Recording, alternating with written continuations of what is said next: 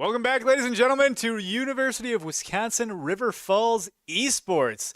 Now, after Smash Brothers, the long-awaited League of Legends game is coming online. I know that we're a little behind schedule. It's supposed to start at 7, now it's 7:30, but, you know, all good things come to those who wait. I am joined, yet again, by my co-caster, Jay. Jay, how are you doing tonight? I'm fantastic. How are you? I'm doing fantastic, and I'm about to do a lot better after River Falls stomps UW-Whitewater into the ground. And we already have the drafts up here on our screen right now, and this is something that I wanted to discuss. You, as we were, in the background, in the green room, so to say, looking at the draft before the stream got online, you said that you liked River Falls draft a lot. Now, where is the synergy that you see? Why do you like it so much? Because I do too, but I'm curious on why I even like it, because I can't even figure out one specific thing.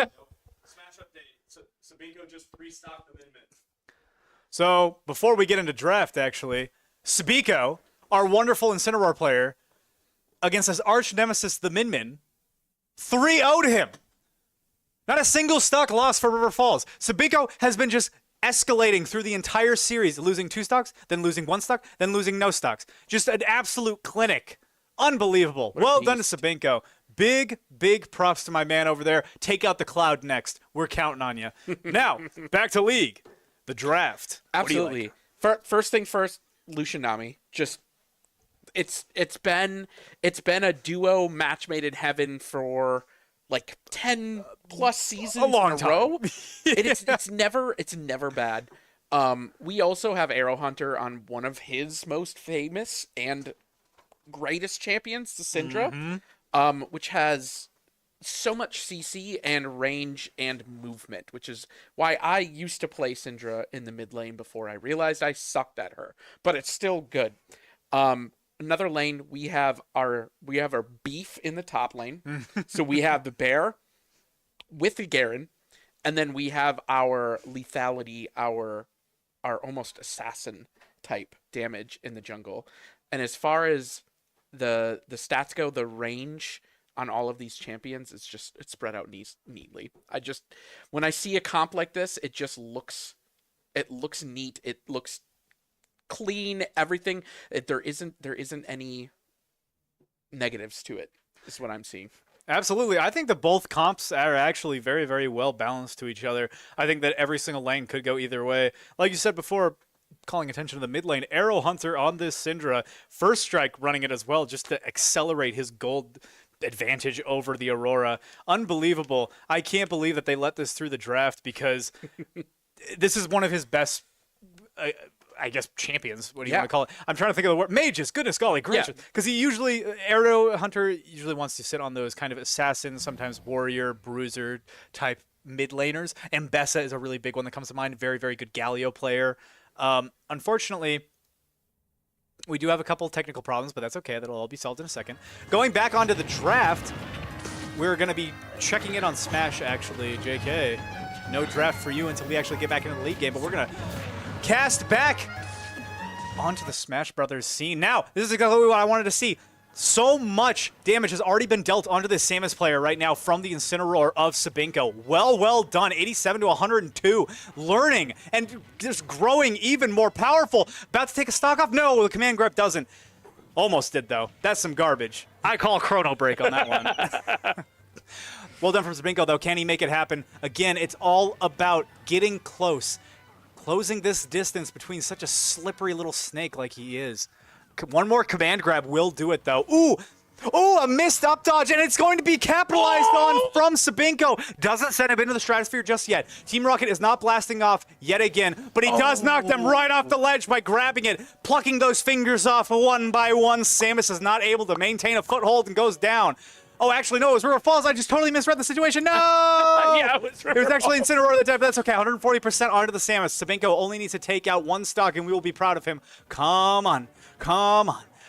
This is all we need to do. Ram hurricanes around, sends the Samus player off the map, but he's still not dead. Are you kidding me right now? This is unbelievable.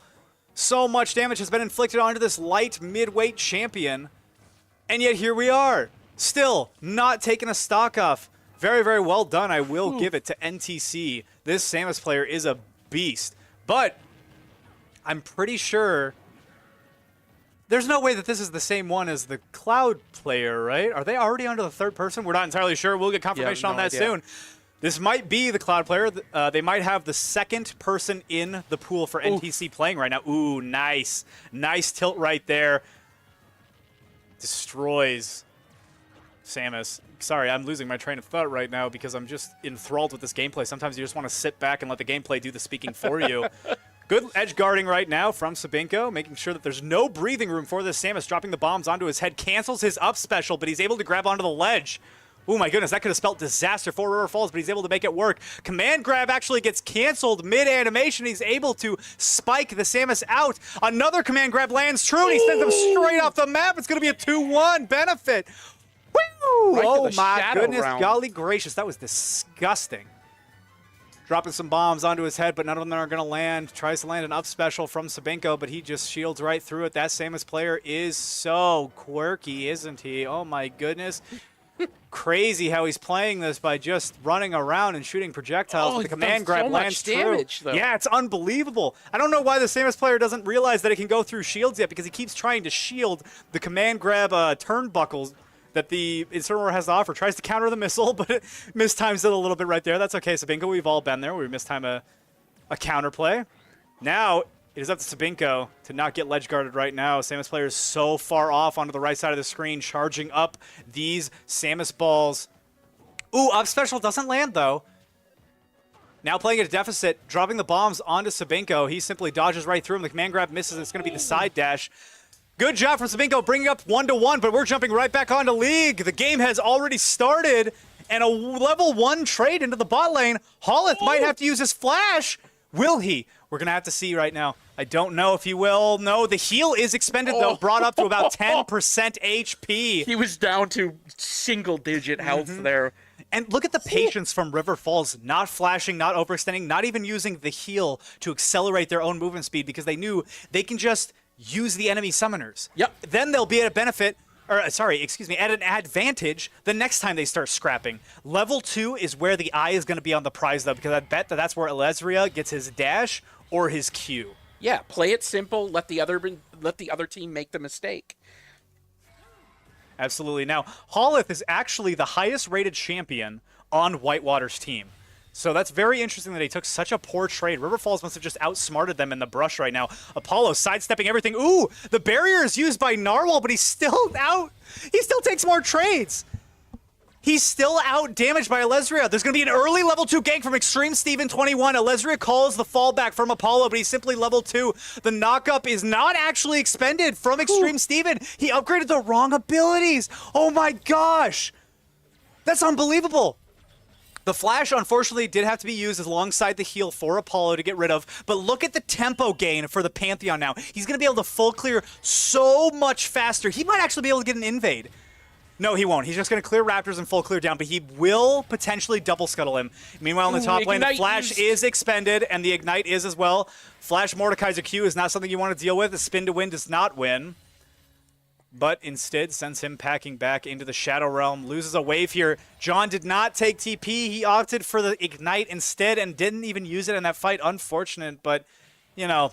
It could be for his benefit, because I was watching that fight too, and if I was in his shoes, I would not have used Ignite there. Dash forward from Elezria. He has barrier advantage. Watch this right here. The bubble doesn't connect, but the Observer went away before we can even see what happens. Arrow Hunter showing an absolute dominance from Kita on this mid lane. The Electrocute Aurora is not putting in the damage he expected. The shields from Karma is doing so much damage, but Elezria takes a turret shot. They want this. Look at them. They're smelling blood in the water.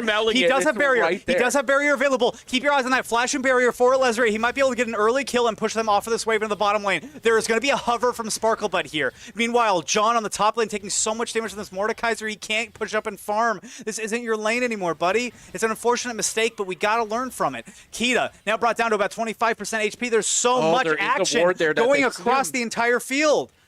But is it too late for them to do? Oh, he goes in with the flash. Flash E onto one of the members of the bottom lane. The Pantheon does get traded out, but nobody else does. Good sacrifice play from Sparkle. He full cleared. Got one of, or no, he actually didn't get the middle scuttle, but that's totally okay. That's fine if you miss a scuttle. Skips his blue buff, goes down to immediately get his bottom lane into an advantageous position. River Falls is so used to playing through their bottom lane. That's Absolutely. those are arguably their strongest players right now, right? So not only is Lucian up a kill now, he's also up almost 20 CS on the Sivir as well. Exactly. So just a massive goal difference here at the very early of the start.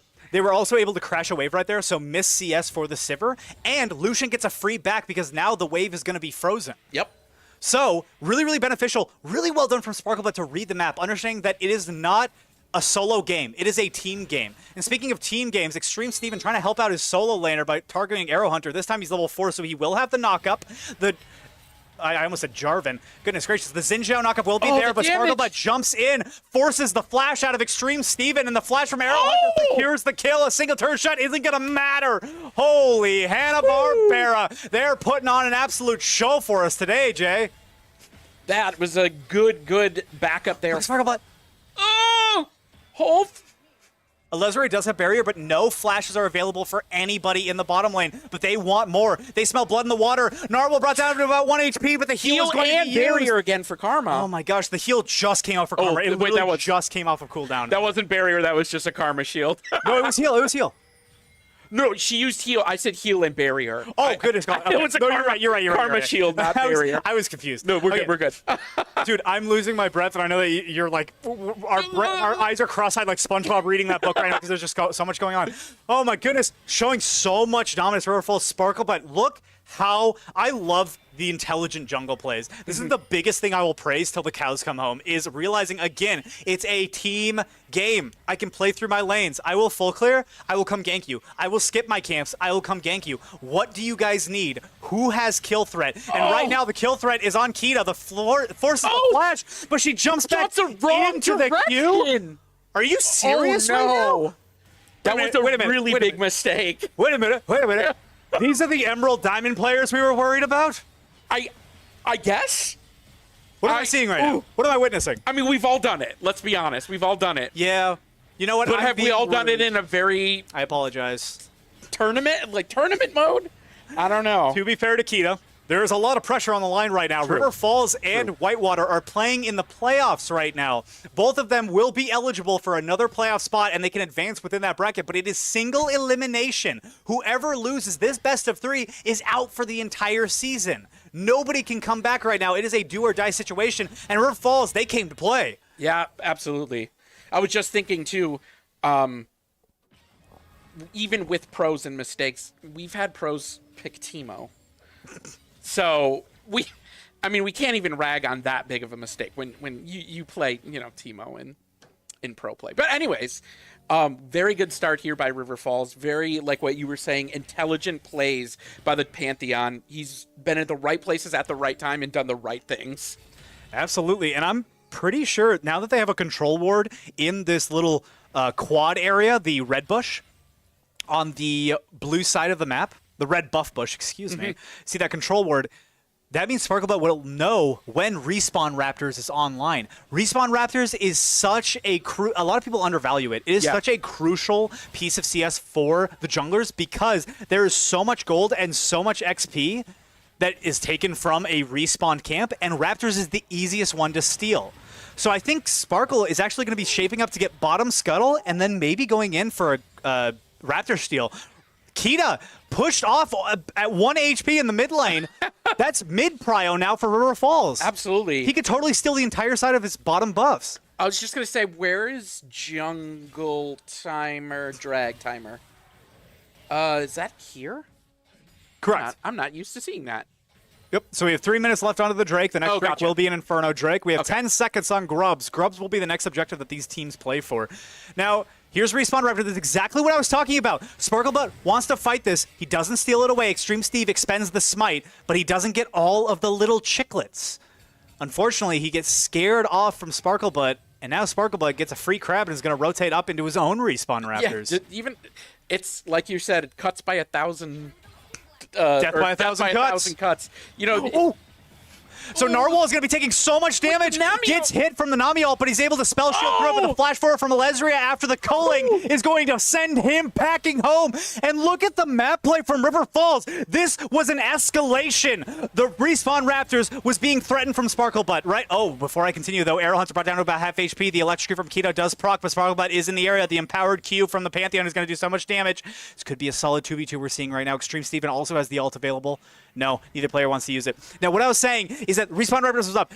Sparklebutt threatens the Respawn Raptors. That forces vision for River Falls to see, okay, that's where the mid laner is, that's where the jungler is. Then Hoth came up to help secure the red buff because they still thought the Pantheon was lurking around from Sparkle. Yep. And then, because they got vision on Karma, Karma left the lane. They're like, Narwhal's all by himself. Let's kill this Sivir. And then Alezria and Apollo all in. He expended the flash, Alezria did, because he knew the jungler was on red buff. The support was on red buff. The enemy ADC is right in front of us with no flash. Yeah, so I was actually looking at the flash timer on Sivir. I wanted to say that it probably came up a second or two after she died. So I don't know if that was, Intentional? luck or it just absolutely perfect summoner timers from UWRF saying, hey, our flash is going to be up in 10 seconds. We got to go now. Well, if there's one thing that the River Falls coach always tries to amplify in these players' brains, always tries to cement, is flash timers. Know our flash timers. And a little trick that I've seen a lot of players do is they actually see the flash timer be used, and then what they do is they calculate the math out in their head, and they'll type the time that it'll come up in the chat. So then you just go back, you look at the team chat, and you'll see, okay, the flash for Hallith on the Karma is going to be back up at 11 minutes and 30 seconds, something like that. I'm speaking hyperbole. The little symbols on your screen are not incorrect. Hoth does have the flash available in this bottom lane. Ooh, the bubble does get spell shielded, but the culling still comes out nonetheless. Hoth brought down to about half HP. Oh my gosh. John doing his best against this Mordekaiser. It is a hard, difficult matchup. Mordekaiser Conqueror with Ignite. Good golly. Yep, I mean, at this point, John just has to survive. I mean... Ooh. So Sparkle does have the flash available. He could flash E one of these guys and get a stun. Arrow Hunter having to use a flash of his own. Ooh, sidesteps the slow from Extreme Steven. Pantheon all comes through to cover up his boy. And Extreme Steven gets stunned instead. The ultimate from Xin Zhao is forced to be used so that Arrow Hunter can't deal any lasting damage. The stun lands on Akita, but is it going to be enough? Akita flashes and then jumps over the wall, going invisible. Ooh, the Q kills Sparkle Button, sends him back into a gray screen, but it's immediately traded back out from Arrow Hunter. 1-for-1 trade in the mid lane. Well played from both teams. Yeah, the Kita, I think Kita, yes, did a really well job dodging that Pantheon Q with the flash, which just kept them alive long enough for the jungles to both kind of off themselves together. Yeah, we'll give you that one, Kita, because the misplay earlier where you stepped into the ability, you perfectly timed your flash, and then your, I believe it's the E on the bunny hop on the Aurora, yes, to get over the wall. Exactly. The stepping through fates, or whatever it's called. Between Worlds, I believe. Yes, Between Worlds. Or is that the ultimate? You know what? Whatever. I don't know. We should know this. I think I played Aurora twice. Watch Extreme Steven. He does have the dash available. He's going to go right on to Alezria. He does. Will the knock-up land? No, it doesn't. It does, but it's too late. Holt has already sent packing. Narwhal has to use the barrier, but Sparklebutt is here. Narwhal brought to about 1 HP, but Extreme Steven is still hunting down Apollo. Oh my gosh, there's so much damage that's being done by this Xin Zhao. He's level 9. Clearing out most of his jungle is giving him this advantage in this level. Look at this, CS 80 to 69. That's why Sparklebutt is at a deficit, not doing so much damage. But Sparklebutt has been playing through his lanes a lot more. That's why we see Alezria and Apollo ahead of their counterparts in that bottom lane. But unfortunately, there is a trade-off to that. The Xin Zhao will get accelerated. Yep, you help the team, you lose a little bit of gold. You play for gold, your team may need your help. Kita, oh my god. What a combo. That was 3/4 of the health bar. They might steal Drake. What do you think, Jay? Oh yeah, Sparkle's got it. He's not even sweating right now. Okay. He definitely has it now. Alezria. Massacre him. He's using the culling, but Creature uses the TP onto the ward. He's going to use his ultimate onto Alezria. Yes, he does. Alezria unable to sidestep the pull from Creature's Mordekaiser. I think this is done. Oh, the Q misses. He flashes over into the turret range and does get that kill, but at what cost? That's a big shutdown going over to Arrow Hunter. He's now on a rampage. Oh man, with that, we were talking about it earlier with the It's not Draven. Lucian, he got the buff, which helped his dash cooldown. Yeah. So I think that may have been a perfect timing to miss that last Q.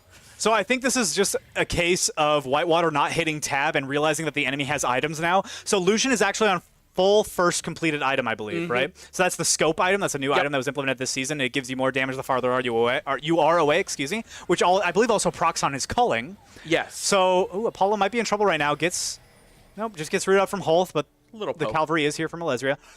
Now, looking over at Sivir items, Sivir is not completed on one item, still has a 63 stack cull, right? Narwhal taking so much Oh my damage, the Namiel goodness. gets spell shielded, but still does enough to kill him.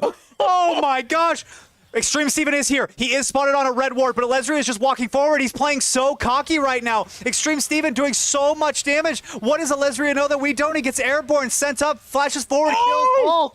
What a style he's putting on these kids. It doesn't even matter that he dies because he doesn't have a shutdown to his name.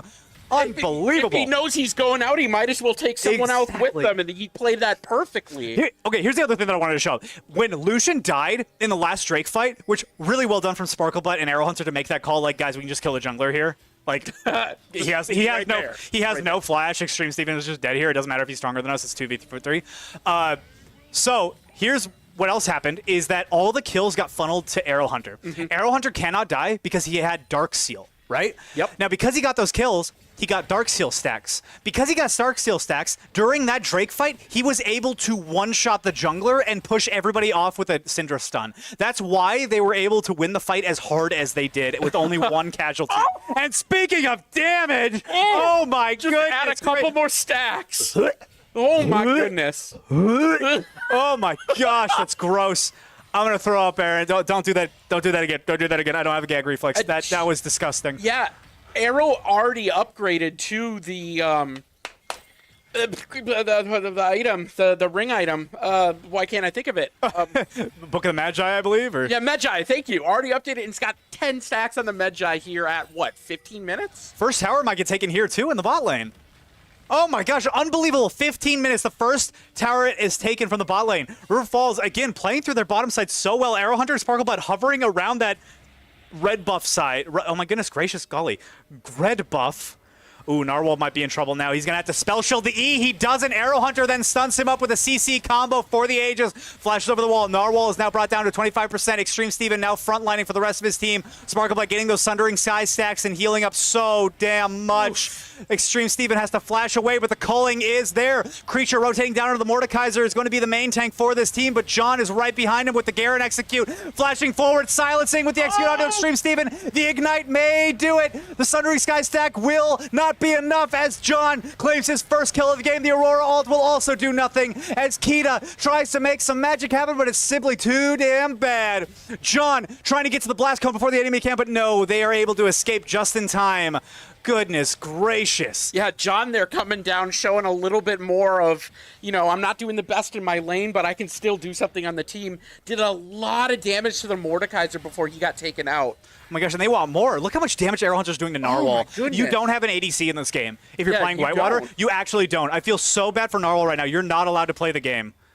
And Syndra is like the easiest character to farm with because of the boomerangs and the ricochet that her W has. Absolutely. So imagine being Imagine being able to, like, oh yeah, Essence Reaver, I'm just going to go side lane, and then just getting dove every single fight. And, like, your whole team is just, I've completely been there. throwing I've it. been there. Unbelievable. Team is in all chat, just saying, hey, where are you hiding? Not to say that Whitewater is playing bad. I shouldn't say that. They're not completely inting. I will say that River Falls is just out macroing them across the entire map. Sparkle is everywhere, everything all at once. He is that unbelievably, I guess...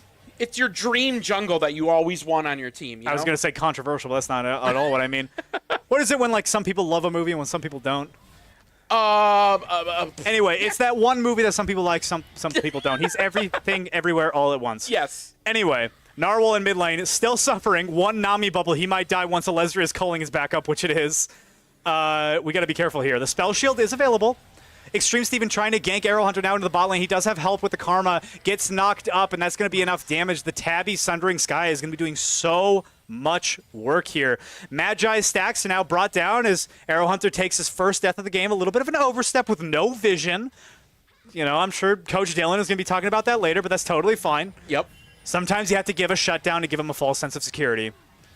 We'll see if River Falls can make up for it here in this Drake fight. They did it last Drake, well, they can do it again this one. Ooh, my fight is so close. Yeah, the Drake is secured by Whitewater, but at what cost? Extreme Steven goes in, just try to buy time for his teammates. Keita and Holth now sent packing into the tri-bush. Yeah, Extreme Steven used his ult to take care of the Syndra in the bot lane, which I thought was a little bit of overkill. If he had his ult there, he could probably have pulled off something really crazy after that trade. And John is just farming for free now. The Mordekaiser is forced to rotate around the map because every other lane is losing. So now John is able to get back into this game after that unfortunate deficit that he was experiencing early on, right? So now he has Stridebreaker completed. He has the Swifty boots. He's not quite onto the level of the Mordekaiser with a scepter like this, but as we saw in the pit on the top side of mid lane, or sorry, in the river on the top side of mid lane, Yep. If you have a Garen flanking you, it doesn't matter how behind he is, he's going to be doing so much damage. That execute onto, I almost said Sparkle, but onto Extreme Steven did so much. Yeah. Speaking so much, the ultimate from Arrow Hunter is going to be used, but it's not going to net anything. Apollo now may be in trouble. A triple pull from Creature. He goes into the Death Realm. He's going to be fighting Alesria in a 1v1. Alesria flashing over the wall, trying to use those new Lucian dash buffs, but it's to no avail. The bubble misses. A Creature then flashes forward to match Apollo's Oh my flash and goodness. connects the second kill. This Mordekaiser is unstoppable. Sparklebutt now trying to get away himself. John, the last remaining player for River Falls, Arrow Hunter might just need to back up here and cover the lanes. Ooh, yeah, that was a pretty bad engagement. Look, they kind of were all almost like walking in a little, like one at a time instead of all focused. But I mean, you can't do anything against the Mordekaiser when he's ulting. Oh no, this is going to be a Baron. Sparklebutt is not up for another 14 seconds. He does have ultimate available, so if there is some vision, he may be able to get a little bit of a steal with the Descending Skies. Arrow Hunter looking for some damage himself right now. He does so much. Yeah, But he doesn't want to get too close because somebody's going to try and zone him. Oh. Baron is secured with the smite of Extreme Steven, but now they're on the back foot. Keita split pushing into the bottom lane, going to take a turret for Whitewater. And River Falls on the back foot now. Uncharacteristic from how big of a lead they had in the early game. Yeah, absolutely. A little bit of a bad team fight could kind of flip around and do the damage it just did here, but River Falls is still doing really good. They're still up in gold here, and their powerhouses mid and AD are still doing really good. Honestly, for Whitewater, it's just the two tank targets that are priorities right now. Yep. Because Extreme Steven and Creature are just doing so much around the map. It's almost impossible to deal with them. The Sky's Descent will peel off Steven, but Sparkle may be in trouble right now. He gets pulled out from the Mordekaiser. The Mordekaiser is going to go golden. And he actually might be just a sacrificial lamb right now. A TP coming in from John to scare away the children. Keita is not available for this fight, so it's going to be the entire roster of River Falls against 3 members of Whitewater. I was gonna say, I think John was doing a little bit more than scare there, but he did back off. They might dive here. Elezria is brought down to about half HP. They can pump some damage, but oh my goodness, this Syndra is just doing so much. If it wasn't for the Karma shields, they would just be dead immediately. There would just be no hope for negating a one-shot like this. Keita finally cementing this tier 1 turret into the bottom lane, now able to rejoin his team. Really, the only move they could do at that point was just split push. I mean, going top there is just adding another body to get poked at by Syndra. Why not just grab a turret in the bot lane? Well done from River Falls, though, to separate Creature from the rest of the team. Good zoning from Aaron to use that Syndra stun to try and funnel out everybody else in that sort of little jungle path. Now, we do have an update for the Smash scene, for those who have been sticking around that long. UWRF did beat NTC 2-1. They will potentially be tied for first place going into the playoffs. Stay tuned in the coming weeks for that. We will be playing them in person one of these weekends at their home court. Which is going to be very, very exciting. I don't think it's going to be fun. I don't think it's going to be the stream here. I don't know if River Falls is actually going to be streaming it, if we have that equipment set up over there, or if it's going to be on the stream of North Central Technical College. But regardless, well done from River Falls. Good job from the boys. We knew you could do it. Let's see if the league team can cement a victory for themselves here as well and make the league team, or oh my goodness, the Smash team proud. Steven trying to dash away onto Alesria, some sort of hope, but there's so much damage. Oh my goodness gracious. Speaking of damage, oh, Keita gets stunned up before he can cement the kill onto Alesria. It's going to be a double kill, a 2-for-0, a 3-for-0 across the map. Hold that's used the back blast cone to get away from the remaining members of River Falls, but Drake is up in 13 seconds. That Lucian was on, He should have on been the dead. brink of his He death. should have been dead. For 8 seconds. Apollo heal came in clutch, and then this is the other thing I want to stress. Creature has the ability to rotate down, right? He can't because he's being contested by Arrow Hunter. Arrow Hunter was stepping far up outside of the turret range, and then just 1v1 the Mordekaiser. The Mordekaiser could have easily killed him. We didn't get to see the exact gameplay what happened, but Arrow Hunter must have played that perfectly to survive a 1v1 close encounter with Mordekaiser. And that's exactly what nets them sole point on River Falls. Oh, that was intense. This entire game has, like, it's been fight after fight after fight, and it's hard to get everything at the same time. It's a 3-for-0 across the entire map. That is unbelievable. River Falls recovering their earlier mistakes cleanly. Yeah, absolutely. I know, it would have been nice to see that Syndra Mordekaiser top lane. I don't know if Mordekaiser used his... it looks like he did use the ult, so that's a solo kill from Arrow Hunter on a fed Mordekaiser plus Mord ult. So yeah, I think he played that perfectly. Absolutely. And we're going to see a 3v3 here in the mid lane. Sparkle, but watch how he walks forward with Empowered Q. He just really wants to E onto somebody and get that stun. He has the combo ready. He can flash forward. He does have the flash available. But I think they're just going to call it a stalemate right now. A little bit of an invade. There's no vision right now into the small bush. Narwhal might be in trouble. He does have the spell shield playing the Sivir, but he has to time it perfectly. River Falls just putting so much pressure on this Whitewater team because they got that lead at the beginning and they're just doing everything in their power to keep them on their toes. Yeah, absolutely. And speaking of on their toes right now, they're invading the jungle yet again, even though there's no buffs up. Goodness gracious, River Falls, they seem to not know what they want to do next except just fight, fight, fight, fight. Ooh. And both trios pass each other with no wards on the other side of that red buff, like ships in the night. They had no idea that the others were on each other side of the red buff. River Falls had no idea that Whitewater was in the Raptor Pit, and Whitewater had no idea that River Falls was in the Dragon Pit. Kita might be caught out right now trying to go towards the wall, but she's just going to get one-shot by Arrow Hunter. Starfall is going to land onto nobody, but makes up the distance, closes it out. Flash forward from Sparkle, but ease onto Holt to get that stun. Redemption comes through, but it doesn't land in time. The culling comes out, chunks out Narwhal to about half HP, but Extreme Steven is there. Knocks away all the remaining members of River Falls. Sparkle, but now frontlining, but taking so many turret shots. We got to be careful here, boys. The turret is still aggro, and it is heated up. But you know what else is heated up? The Falcons, as they are on fire right now. They may well change their name to the Phoenixes. What a fight! Yeah, that I almost feel like the Xin Zhao is more tanky than the Mordekaiser right now because of all the healing that Divine Thunderer is doing from him. Absolutely. Now we're just seeing a little bit of a reset. Everything's going to slow down now. John's going to get rid of, oh my goodness, not get rid of. He's going to disband his position on top lane. Arrow Hunter's just going to push out the bottom lane as it was getting a little too close to this tier 2 tower for his comfort. Everybody else is going to recall and clear out the mid wave. I think we're just going to be setting up for the next 2 minutes until River Falls can hopefully secure this Cloud Soul. Yeah, Baron's up right now. I'm just trying to look at wards on the mini map. But yeah, they are clearing a lot of those Baron wards, so I don't think they would want to go for Baron right now, but who knows? Never let them know your next move, right? Exactly.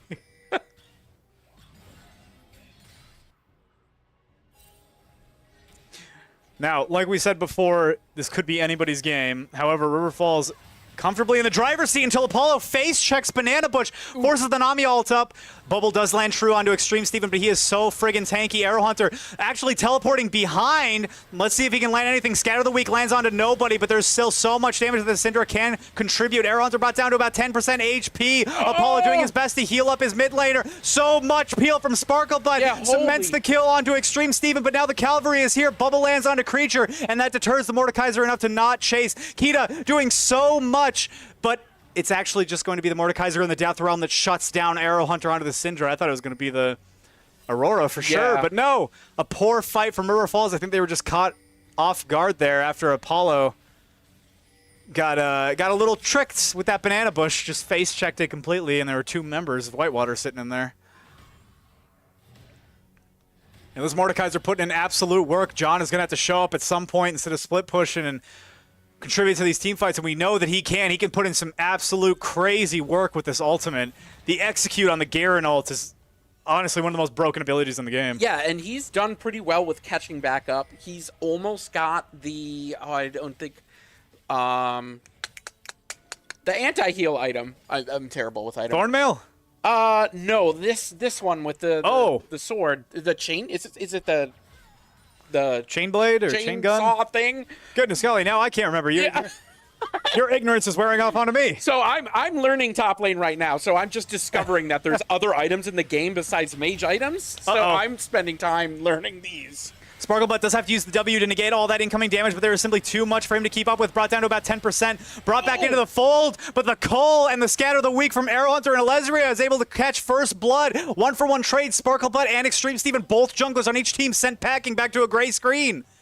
4v4 now. Narwhal covering the mid lane. Only 3 members hovering around this red bush. Can River Falls start up the Drake? Will Apollo get one shot? These are the questions that we want to know and more. And Arrow Hunter destroys Kita over the wall. Next up could be Creature. But no, John is now taking up so much damage from Narwhal. He can't frontline anywhere. Alezria has to dash away from all of the incoming damage. John spin to win and kills out alongside Arrow Hunter this beast that is the Creature. The remaining members of Whitewater shortly follow, other than Narwhal, who is able to expend the Sivir movement speed and get out of there. That will be Cloud Soul for River Falls after an incredible engage and some nutty Syndra plays from Arrow Hunter. I was going to say, Syndra did so much damage in that fight just from the poke, but I mean, Syndra's the one that can almost one-shot Mord when he's at half health. It's crazy to see how much damage she's doing.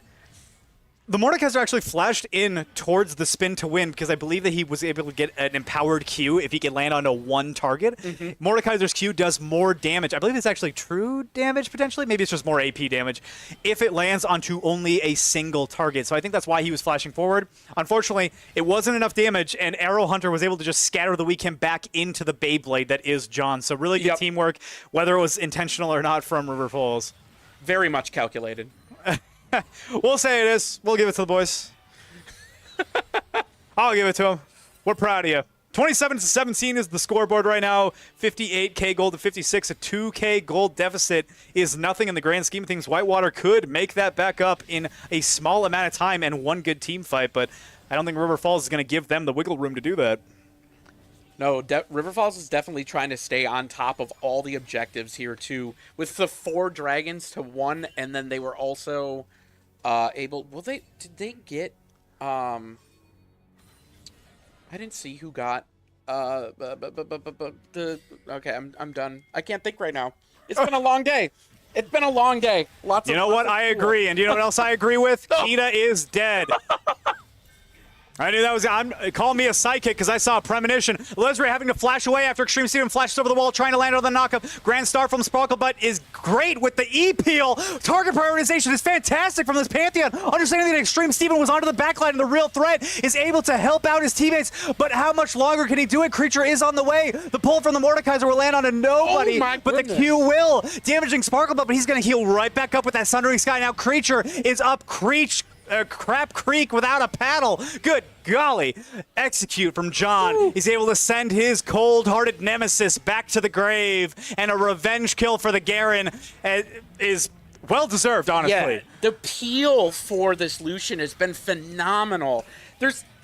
I feel like the entire fight, I'm like, Lucian's out. He's done. And then he just has survived.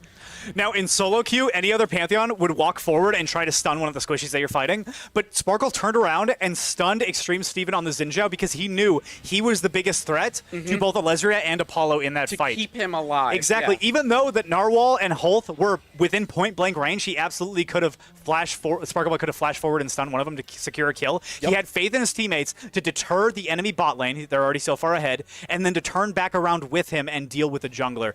Really good... I guess micro. Basically. Yeah. Really well done trusting in your teammates and using that micro to your advantage. That's why River Falls won that team fight. Yeah, I feel it. that like I kind of go back to it. The peeling is just so well on here, and with the Nami just throwing as many shields and heals as they can at the Lucian, doing as much damage as they can. It's synergizing so well. Arrow Hunter Scatter of the Week, one-shots Kita on the Aurora. Unbelievable. I couldn't even get the words out before the Scatter of the Week did half of his HP, and the Cinder Q did the rest. Baron play now for River Falls, but they're going to turn their attention after 3 members get peeled out from Creature. Apollo is now stuck into the death realm, but flashes over the Q from the Mordekaiser, calling up for backup. The Cavalry's here. Goal's golden, but it's not going to be enough. The bubble will not matter as Elizabeth claims the kill onto Creature, and that is a load-bearing Mordekaiser. Absolutely. No matter how well you do in the early game, once you die, the whole team crumbles. River Falls taking up the Baron, and they might march towards the Nexus next. Not to throw any shade, but I would have hit that bubble. Just saying. You would have hit that bubble. He was in stasis. What are you smoking? Oh, I got my internal timers down. But no, huge Baron play for here, able to take out that Mordekaiser, plus their jungle or Extreme Stevens, 0 contest on the Baron, and it should be a free push right here to the Nexus. Absolutely, and what I said earlier, Arrow Hunter distracting 2 members, not 1, but 2 members into that bottom lane split pushing, able to cement a kill onto 1. And then look at that Scatter of the Week. I can't even get a sentence out before he does just so much damage. Sparklebear brought down to about 10% HP, and he does die in the end of the Xinjiao, but at what cost? Every single member of his team other than Creature is done and dusted. Flash forward from every single member of River Falls wants to get a BM kill, but it's not going to be enough. River Falls takes game number 1. Wow, that was an intense game. Yeah. Well done from River Falls. Absolutely. We are going to be taking a short break before we jump into game number 2, but I want to see more League like this. We'll catch you in a bit.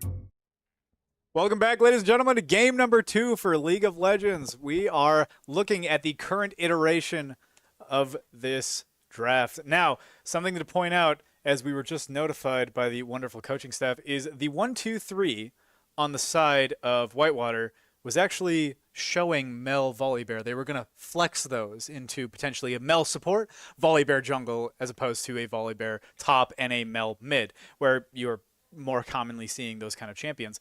But instead, they immediately drafted on 4-5 the Nocturne Leona. Yep. Which immediately negated the idea for a Volibear jungle because Nocturne does not typically top, and Leona, I highly doubt she would be going mid. So it's a weird counter. They kind of counter drafted themselves because we were showing Ashe Seraphine and they were going to poke out the Mel, poke around with Mel to say, hey, we're gonna go Mel support, so we're gonna win the lane. Like, we're gonna flex it down here, and we were like, oh no, there goes our Ashe Seraphine plan, and then they just kind of countered themselves. So a big thing to look out for, again, is the bottom lane domination. Ashe Seraphine is just going to poke down this Leona and Jhin as much as possible. Leona and Jhin does have some outplay potential, but more or less, it's going to be the Ashe Seraphine that's set on top for most of the game, as long as Apollo and Alesria don't make too many significant mistakes. Now, the other thing that we want to look for is Nocturne. This is something that you discussed as well. Level 6 Nocturne is not a gankable champion. No. So, when do you think this Nocturne is going to turn on, and who do you think he's going to focus first?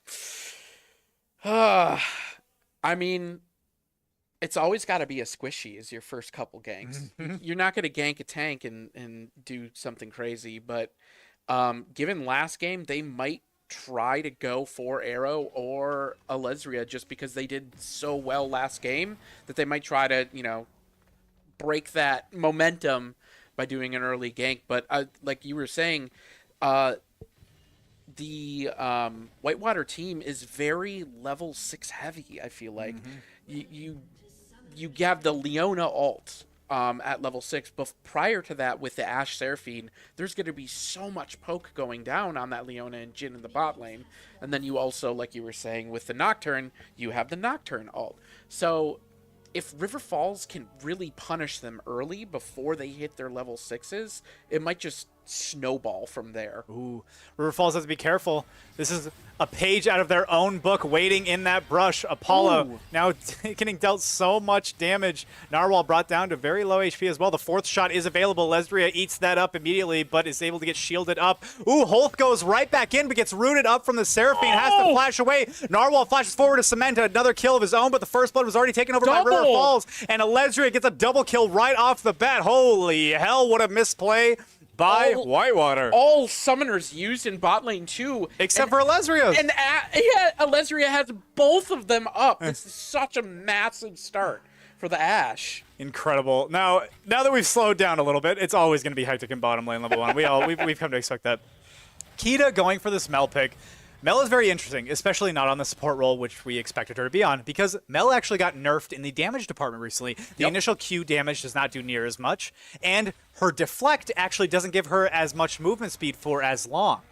So a couple big significant nerfs to Mel, and up against a Vygar, our team, the thought process was Vygar, Arrow Hunter is comfortable in the Mel matchup with Vygar. It's not necessarily a strict counter, but it is a counter because he knows how to play him. Yep. So you may be thinking, oh, Mel's deflect can deflect the Q from Vygar. I think it can deflect even the ultimate. However, I think Arrow Hunter is going to play smarter about that. He's going to bait out the reflect first before going in for an all-in. Yeah, so Mel can only reflect the Q in the ult.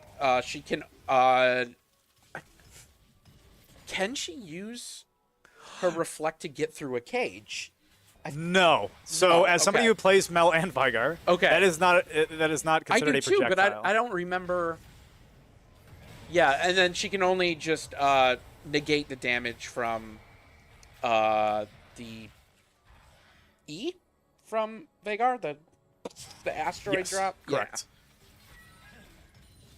Yeah. So I believe the E is actually the cage and W is the grand fall. But yes, I get exactly what you're saying. Now, John taking some scraps up here into the top lane. This is exactly what you expect from a Volibear. It's a very dominant. That's why he built Doran's Ring, a dominant AP top laner. The Scion will come in very, very heavy. It'll be a very prevalent character in the late game. But speaking of the early game, Apollo has to use the shield from his own abilities just to shield himself up. Narwhal doing so much damage. I was going to say, she still got the flash I was up there. about to say the CC chain from Holt and Narwhal are strong. The fourth shot is available. He can land onto somebody, but he does not have the flash available. Ooh, Holt doing a little bit of the rigmarole, running around, but trades his own life for the Seraphines. Now it's Sparklebutt and Alezria versus Extreme Steven and Narwhal. Both junglers have replaced the supports. Yeah, the Leona dove in there to try and secure that kill for the Jhin, which worked out, but also giving a kill back to Alezria.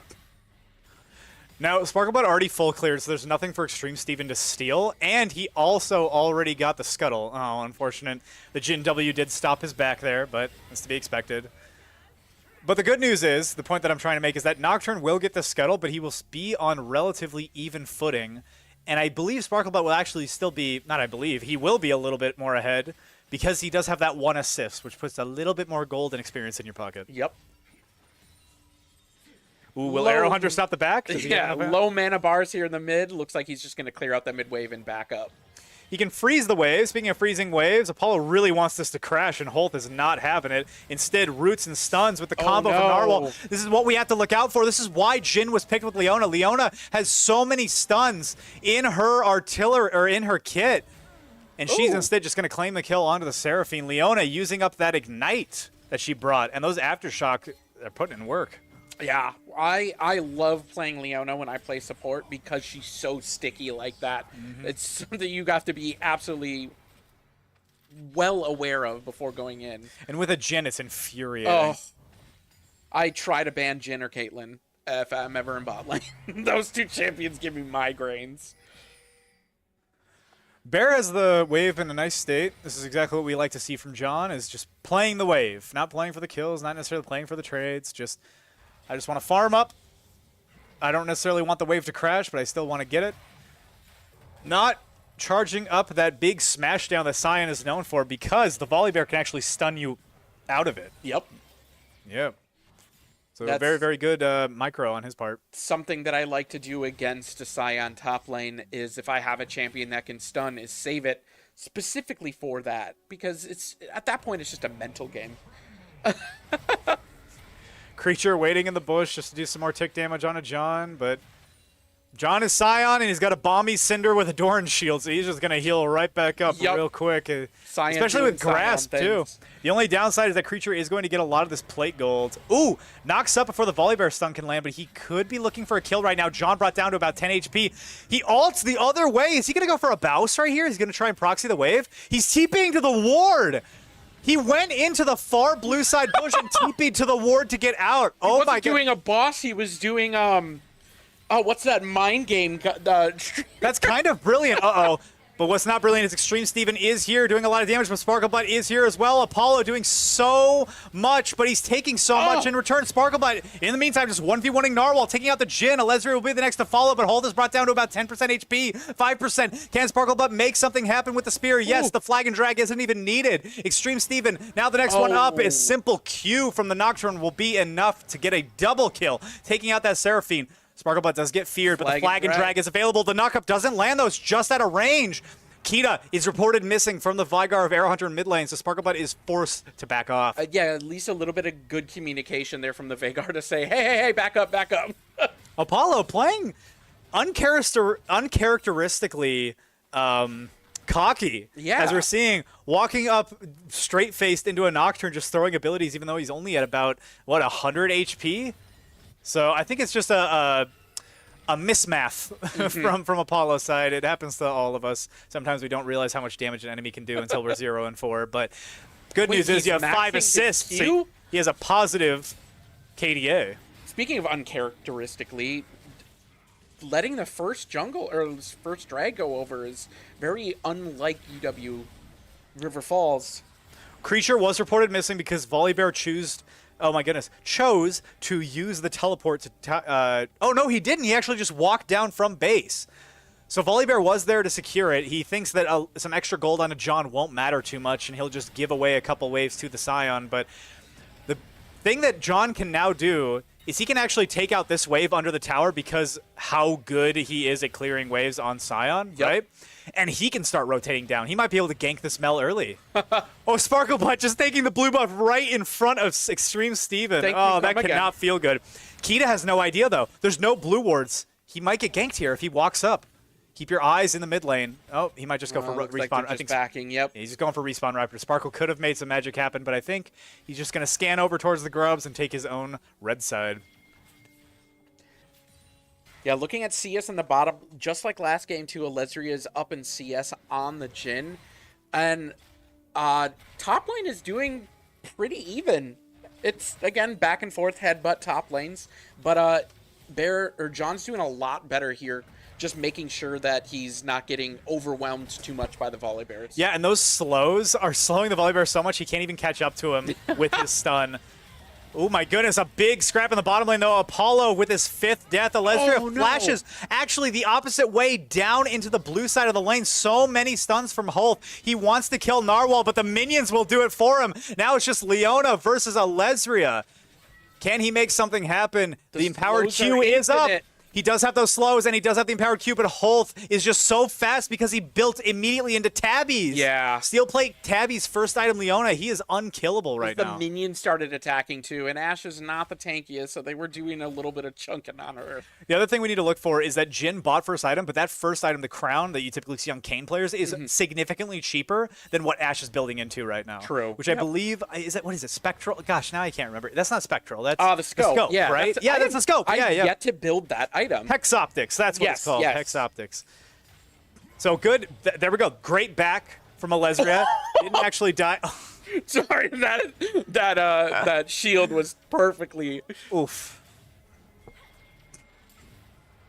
Apollo rooting out all the Jhin traps, not taking any damage. This is what a the good vacuum support cleaner does. Cleaning up the bot lane there. Holy, this is what holy I like. Gold. Ooh, Cyanol just to get back to wave because his TP is on a delay, knocks out the Volley Bear. Now he's starting to do damage. My goodness. He does have Bramble Vest. The Sheen is going to be doing a lot of damage, but Volley Bear won't be getting as many heals as he would like because of this item purchase. John is now hitting a power spike, and I think he knows it. Look at this damage from John. He is egoing on him. Backing up just a little bit. He knows that the Volley Bear ult is incoming. Yes, there is the healing that we were talking about. That's exactly why he bought the Bramble Vest. Now the storms come down while he's in the Volley Bear ult. Lots of shielding, lots of healing. John, now worse for wear after that trade. I think he stayed for a little bit too long, but now he's starting to feel himself. The Jhin W will land as well as the Leona ult right onto Sparkle, but he is just CC chained to Kingdom Come. Extreme Steven ends up claiming that one after 3 members takes down UWRF's jungler. Yeah, I don't think he knew that Steven was in the bot lane there. Kind of caught him off guard. So when the Leona ult came in, he was CC'd for like 8.5 seconds. There's the Nocturne ult. This is exactly what we were talking about. When you get egoed like this from Leona, you know that a Nocturne ult is coming. She does land the hook right up onto Alesria. That will be the first one to fall. Apollo not long behind. 3-man deficit in the bottom lane. Is actually a 3-for-0 trade technically across the entire map if we're counting that little tri-bush. Yep, that's exactly the combo that you were saying at the beginning. The Nocturne right into the Jhin ult, right into the into the Leona. Now this is interesting. The 4-0 Nocturne is actually building Stridebreaker first. You can do this, but typically people like to go for the, what is it, Hextech Ultimatum? Yes. Or no, that's an ability. Goodness golly, it's the Hex Plate. So Yeah, Hexblade will give you. The cage lands. Kita has to flash out of the Cataclysm. Sparkleblade uses a flash of his own to try and cement a kill. But now mid lane has no flash on an immobile target. They may be looking for Kita here pretty soon as well. Yeah, absolutely. That is an extreme summoner spell to have on an immobile champ like that. Now, John knows that Creature's ultimate is not available, so he still can start egoing on him a little bit more here. But I think that the Scion is just going to keep wanting to play safer, getting up those passive stacks, and just farming. Once he gets first item, though... Oh, wait, Volley Bear's already on first item. So, yeah, John is playing this very, very smart, waiting until he gets the first item. Then he can start combating the Volley Bear a lot more. Crystals are stacking up onto this top tier 1. That's what Creature is looking for right now. He wants to crash the wave just to get one little poke. I wonder if John is going to stop him right now with the knockup. Yeah, drag up here in the bot lane. It looks like they're kind of hovering around, but I don't know if they're going to go for it. Well, don't forget, Nocturne's ultimate just came up. That is exactly what Whitewater is calling right now. Nocturne ult up. We do want to look for a bottom lane gank. This could be a potential pick right now onto River Falls. We'll have to wait and see what happens. I know Volibear still has the TP there, so if they needed to help, he has that available. So River Falls have to be a little careful with that. So the Jhin ult and Leona ult are about to be used. Blue team does steal away the Drake. Sparkleblood is the next casualty. Extreme Steven goes onto the backline with that ultimate as the Shadow claims everybody's life other than Arrow Hunter. Forced to flash over the wall. A double kill for the Mel.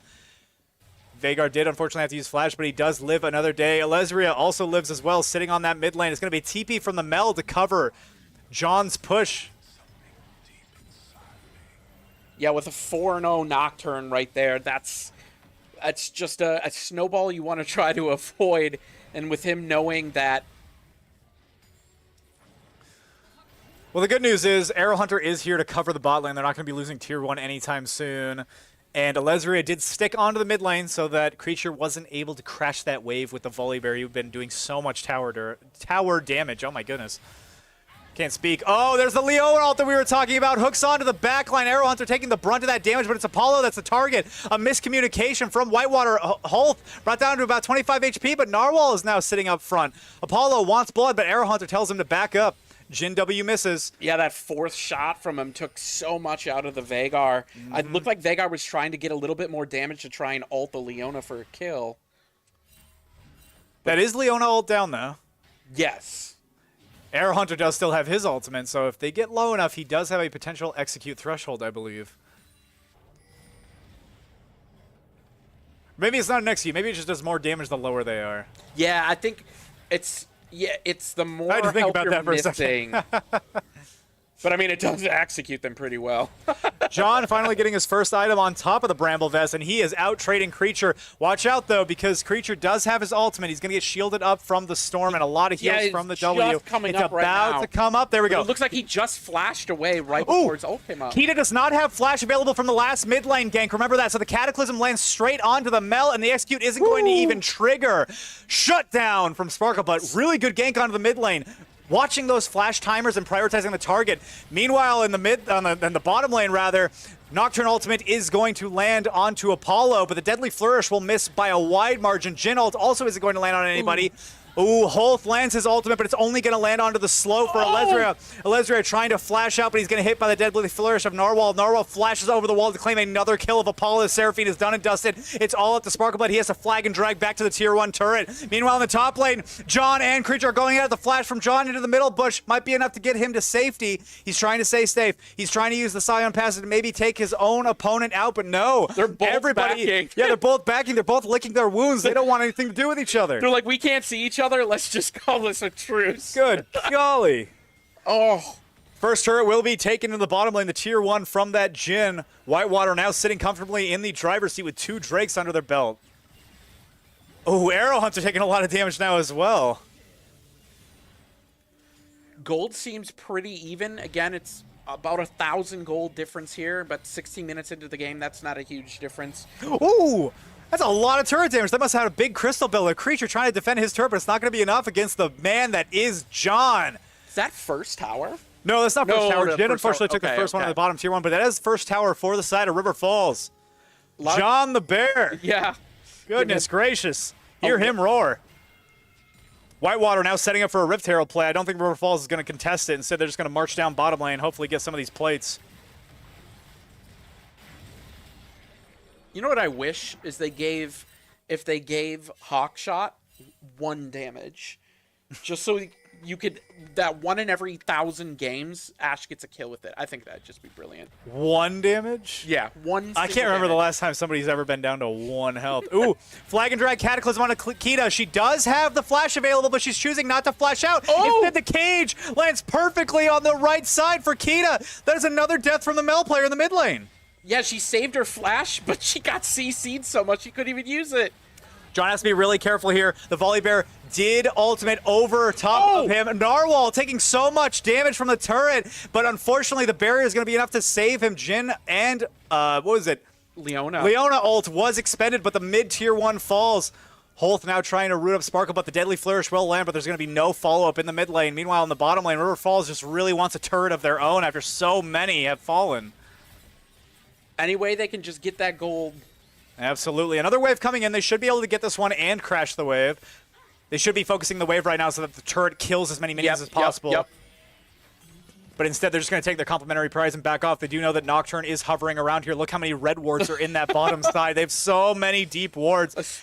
They have spotted the Nocturne. The Flag and Drag man is still here. Sparkleblood is hovering around, but I don't think they're going to be contesting this Dragon as both members of the bottom lane are recalling. Yeah. No way they're giving away Soul Point. Soul Point would be next one, right? Nope, this is going to be Soul Point. So once they get this one, they'll have 3 Drakes, which is Soul Point. Oh, Soul Point. Sorry, not getting Soul.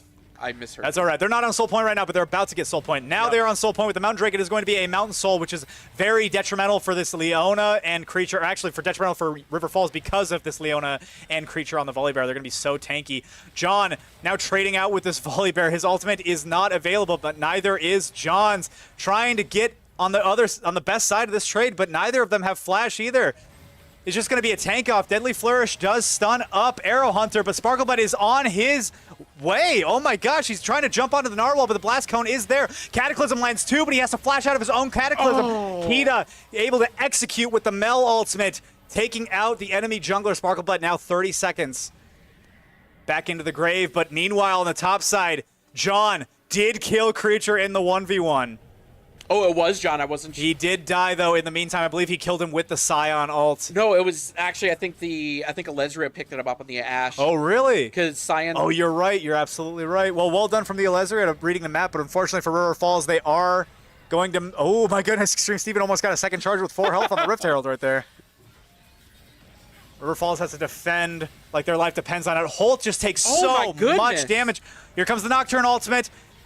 Near side and 75 HP. Ooh, the charm does land on Extreme Steven, and Apollo snipes him. Even though that he was blinded, this man is blind justice, and he dishes it out, whether you're male, female, or don't even know. Kita has to flash out of the cage. And now, speaking of playing from the back foot, it's going to be Whitewater that are scared of all 5 members of River Falls sitting in the mid lane right now. Creature at full HP can go in with the Volibear ult. Keep your eyes on this Volibear. Looking at alt timers, yeah, it looks like the only ult up on River Falls is the Veigar ult. So I think they're just doing a little bit of safety push, just making sure that they do a little bit of poke. They don't want to go too far into it. Now again, River Falls really wants to play around the strike. Ooh, the flash stun from the Volibear, but he goes right into the cage. Apollo does fall, but he trades his life for the Volibear. Next up is going to be Holt, who tries to... Oh my goodness, rope in onto John, but that's a Scion, baby girl. You can't kill him. He's simply too tanky without any help. Sparkleblood is going to be the next to fall after Alezria, and now the kill feed is coming up blue. He ended up having help in the meantime. John did die. He's in the Scion passive, trying to deal as much damage as he possibly can, but he can't catch up to the Nocturne Arrow Hunter, the only one left alive. They may be looking at Baron here. This could be like the Syndra game, though, where they're looking at Baron, and Arrow Hunter just keeps poking him off. Yeah. That Leona just took so much damage there with all of her tank items. Oh, they're all so low in the pit, too. It's just Kita zoning. If Arrow Hunter can take the 1v1 with Kita, he may be able to steal this. They do Baron very, very slowly. They're taking a lot of damage right now. Extreme Steven and Hoth may have to leave here pretty soon. They might have to. No, Extreme Steven is healing. Hoth might have to leave. Apollo is here, though. The rest of River Falls is going into the bottom jungle, though. They're giving away Baron. They do not care. They just want to split push, and they just want to defend. Yep.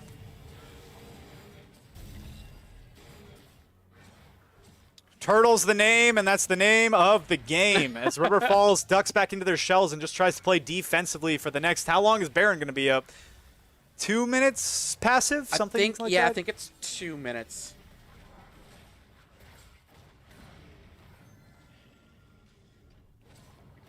So it does look like the Jhin is on 3 full items, but no boots. And Ashe is just about to finish the 3rd item there. So AD's relatively even. Yeah, like what you were saying earlier, Apollo has a lot of deaths this game. I don't know if it's more of a oops, I'm overstepping, or not realizing, you know, what the capability is. Sometimes it's very difficult to tell when you're overstepping because the enemy can be very, very unpredictable with a team comp like this. It's not an all or nothing team comp. They can poke, they can play to kite, they can do a lot of different things. It's very, very difficult to get a read. And I think River Falls is starting to figure that out right now. And once they start adapting to those kinds of situations, I think that they're going to be better off for it. The Cyan is only going to get tankier and tankier, and once he starts frontlining a little bit more within these team fights, not that he hasn't been already, but once the peel is there and the backliner is actually able to do some damage, if Alesria can actually shine, if he's allowed to shine, right? Yeah. Oh, and speaking of shining, Sparklebutt puts down a purple shine with the Cataclysm right onto Kita. The Mel getting caught. Ooh, but Alesria will be the next up on the chopping block as the Jin and I can't even think right now. The Leona combo come true.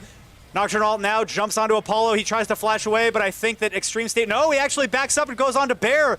Sparklebutt will be the next one to die. Arrow Hunter may be next up onto the chopping block as the cage lands onto nobody. Deadly Flourish roots him up, and yes, that is a dead Vigar on your screen right now. It is all up to Bear trying to flash away. He ends up getting fleed from the W of Nocturne, and this is simply too much damage. Deadly Flourish rooting him, and that will be all she wrote. A triple kill for Narwhal, or no, for Extreme Steven on the Nocturne. I almost said Narwhal, not really, Nocturne. Yeah, really close to getting Volley Bear there with that last turret hit. Just not enough. Now, Alesria might be able to hold off here. Sparklebutt is going to be up in 7 seconds. It's not game just yet, but it is going to be very, very tricky. Alesria does not have the ult available, so cannot stun anybody under turret. I think they're just going to have to deal with these Baron-empowered minions and back off. Yeah, at this point, it's... Soul. Yeah.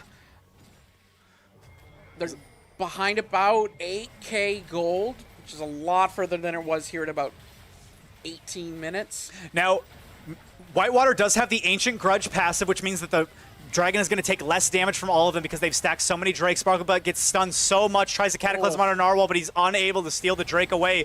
Blue team ends up claiming the Mountain Soul. John teleporting into the entire enemy team. Apollo and Lesrier trying to give some covering fire, and they do successfully. Kita getting caught yet again. Arrow Hunter flashing forward with the cage and catches Narwhal, Creature Halt, and Extreme Steven all in one. What the hell am I witnessing from this Vigar? Shutdown goes into the action. That's a lot of gold in the back pocket of the ADC for River Falls. Two members with Soul are able to get away, but as we all know, Soul lasts, Soul persists. Everybody who spawns on the side of Whitewater will still have the Mountain Soul accessible to them, but at what cost? River Falls, they might have just bought themselves a way back into this game. Yeah, with the Cyan, what you were just saying, the Cyan was frontlining there. Everyone started attacking him. Vagar just flashes in to secure, what, 2 kills for himself? I love the slow from John. It's just, you can't catch me. Even with the movement speed buff, once I slow you, there's no way you're catching me. He's just egoing on him at this point. It's unbelievable. Extreme Steven now just farming up 10 and 2. I don't know if he really needs it, but he's already built. He's got the Swifties completed, a Stride Breaker, Hex Plate, and a Sterax. Goodness gracious, this Nocturne is going to be a menace. Mm-hmm. When I'm looking at team fights here, I feel like River Falls has an immense amount of CC on their team. Every single player on their team has like a 2-second stun, if not longer. They do have something, but the same thing can be said for Whitewater. True. The Leona Jin combo is powerful because of this. The second Leona gets onto you, she has not 1, not 2, but 3 ways to stun you. The second one, the W Shield Bash, is on such a short cooldown. And once she lands only one of those on you, the Deadly Flourish from the Jin will root you and lock you up for another 2.5 seconds, I believe, at max levels. So very difficult to navigate around.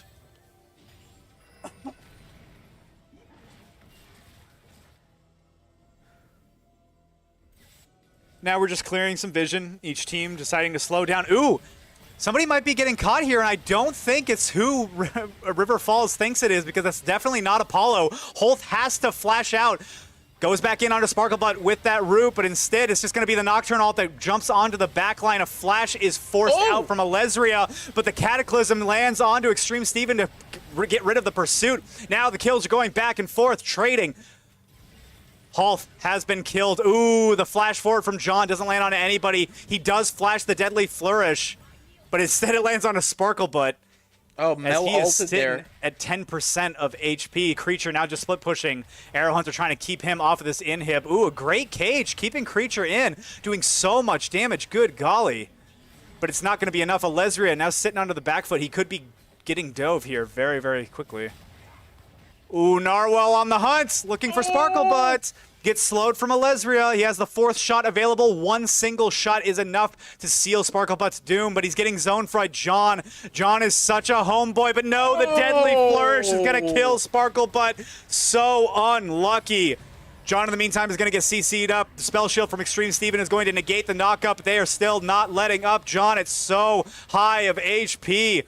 The Scion passive is putting in work. Apollo now buffing his boy back up as well. Creature walks right into the cage, gets stunned up, and takes about half of his HP.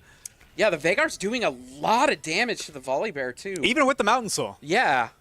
I'm wondering if, as far as stacks goes, what... I was gonna grab the mouse and click on Veigar. That doesn't work here. We can only wonder. We can only imagine. The Deadly Flourish will land onto Apollo, but he's going to flash out of the Jhin ult.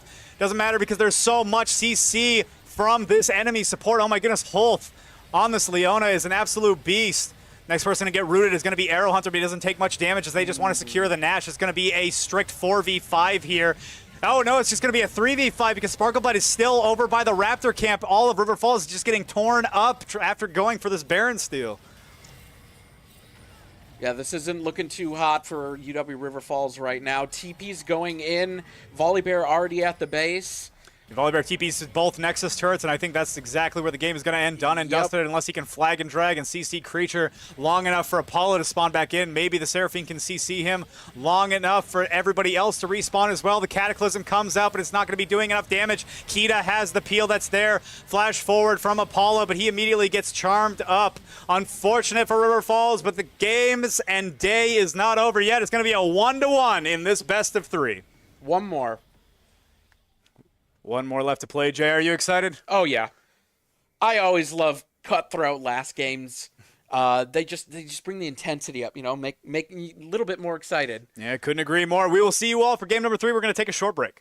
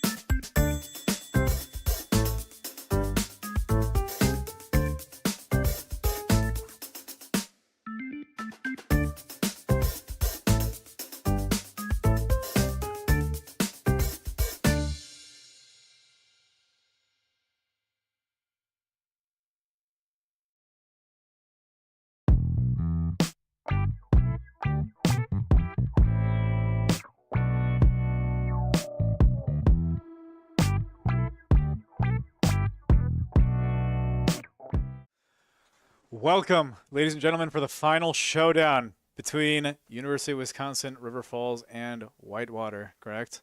Yes. Absolutely. Now, this is going to be a best of 3. Both teams have already won one map of Summoner's Rift. This will be the final map that we play. All or nothing, winner takes all. And again, this is a playoff bracket. And River Falls is actually punching up right now. I'm still proud of them for taking a game over. We are technically the 6th seed. And this is, I believe, the 3rd seed. Yeah. And so, while punching above their weight class, River Falls is showing dominance, just making a few key mistakes. Again, last game, dominating the early game. It was just a few of those little trips and trebles in the mid game that kind of steamrolled the Nocturne into eventually solo carrying. But that's exactly why we have the draft now here, is kind of an anti-dive, not Nocturne, but anti-jungle utility comp. You have the Lulu ult, the Lulu polymorph. You have all of the traps from Caitlyn. You have her dash back with Caitlyn. So it should be a lot more difficult for engaging on this bot lane. Hopefully they can pull something out with Absolutely. Yeah, the biggest thing that I noticed is that Amumu has a huge AoE stun. So no matter where he is, even if he tunnel visions and isn't wanting to peel Alesri on the Caitlyn, the stun will hit and still peel as long as he's somewhat close to him. John, choosing Malphite into the Ornn matchup. This matchup's really interesting because it's just 2 big rock guys going at it. But interestingly enough, Ornn, being known as like the hyper tank, super tanky, losing most matchups, actually typically wins the Malphite matchup, in case you were wondering. John going for an interesting build, Grasp Runes, but Doran's Ring start. So he's going to be poking. Yeah. Potentially relying on that passive. I was going to say, letting that shield passive add up, and then at the same time being able to poke with the Q, and some ground pounds is what he likes to do. Arrow Hunter limit testing in the mid lane, realizing that, okay, Nico Electrocute kind of hurts. Yep. Electrocute always hurts. I don't know about you, but as a mid player, I feel like Zed Electrocute hurts the hardest, and I don't know why. Oh, absolutely. Zed is just a monster if you know how to play him well. John taking a lot of damage, but Creature is going to take two tower shots. Ouch. John, once that passive is back up, he may be able to make something happen. He should hit level 3 off this wave, or he can cancel a base. Will he do it, or is he just going to freeze the wave? Because the wave is in a very, very good spot for the Malphite. I think, yep, he's just going to freeze it. Yeah. Now, instead of using the TP, Creature is just going to walk back because John is freezing. That means he's not going to miss any CS from the wave crashing. So I think that's well played from Creature on this Ornn. Little hokey pokey in the bot lane from the Lulu. As a support player, I hate playing against Lulu because they have so many options in their kit. They can shield, they can speed up, they can slow down, they can polymorph, they can... Ooh! The flash prediction from Kita. Will the egg respawn Arrow Hunter just in time before he can get rooted up? No, he actually gets stunned from the bird Q, and that is first blood. Well done from Kita, playing that electrocute very, very well. Yeah, the timings with the abilities on the Nico, too, was executed really well. I think that was Ignite, too. Was that an Ignite? Yes, it was. So Ignite Nico, something you really got to be looking out for, and Arrow Hunter, unfortunately, just not respecting it, and like I said, limit testing. Ooh, Apollo dragged into the tower, but the tower is not targeting him just yet, brought down to about 20% HP. John now on the offensive, but this Ornn has a big health regen item. I don't think that John wants to make some sort of lasting impression here, as he's going to be worse for wear on the other side of that fight. Yeah, everybody kind of licking their wounds a little bit here in the bot lane. Top lane doing about the same thing. Just a little bit of back and forth poke. They might look for a dive here. Keep your eyes on River Falls. Sparklebutt is sitting in this tri-bush. Zach nowhere to be found. He may just recall, or they may dive. Zach is not spotted. This is going to be a solid 3v3, but it will be beneficial for Whitewater as it is under their turret. Sparklebutt has been spotted onto this ward. They do know he's here. I don't believe that they spotted Zach out. Apollo pulled towards the turret, but it's actually Holt that's on the worst side of that trade. Brought down to very, very little HP. Elezra trying to land the Q, but no, Holt does not walk into it. Sparklebutt now using his tethers, the mummy tethers, to steal away all of these grumps, and the sad mummy is going to claim up all the kills for himself as well. Extreme Steven using a flash of his own, but he gets polymorphed by Apollo. Will the Lulu be first blood, or will it be somebody on the side of Whitewater? Holt using that push to push away all the members of River Falls. Sparklebutt now forcing out the barrier from Narwhal, and Extreme Steven will be claiming, I guess technically second blood right now, and another one here pretty soon on Sparklebutt. Hopefully Narwhal doesn't get the kill. No, it's going to be Keto, which is arguably more worse now that the Nico is getting accelerated, but at least it's not on to the Yunara. Yeah, not the best dive there in the bot lane with them being split up so much between the turret and kind of that, I don't know, that opening. Yeah, the tri-brush. Tri-brush, yeah. Tri-brush right into the Krug pit. That little choke in the brush right there across from the Krug pit is a death trap for River Falls. And like I said, I think that they just didn't have vision on Zach. Yep, that one ward that was just over the wall there, up from the turret, kind of spotted out everybody. They kind of saw their plans before River Falls saw theirs. So, unfortunate in the bot lane. Ooh, a stun does land as well as the Anivia R. The wall, unfortunately, is going to keep Nico out rather than keeping her in. John, in the meantime, is taking a really, really bad trade. Gets knocked up from the Ornn combo. The Unstoppable Breath will be up soon. There it is. Does a lot of damage with the Empowered Auto Attack. Ornn Horn is here, and he doesn't even knock it back. It's enough damage to cement Bear on the initial front forward. Good golly, an unfortunate... Beginning. I was about to say, yeah, an unfortunate start to a match across the board for River Falls, but they can make it back. Not a single objective has been claimed yet, and that could be where River Falls shines. Sparklebutt will be the difference maker here.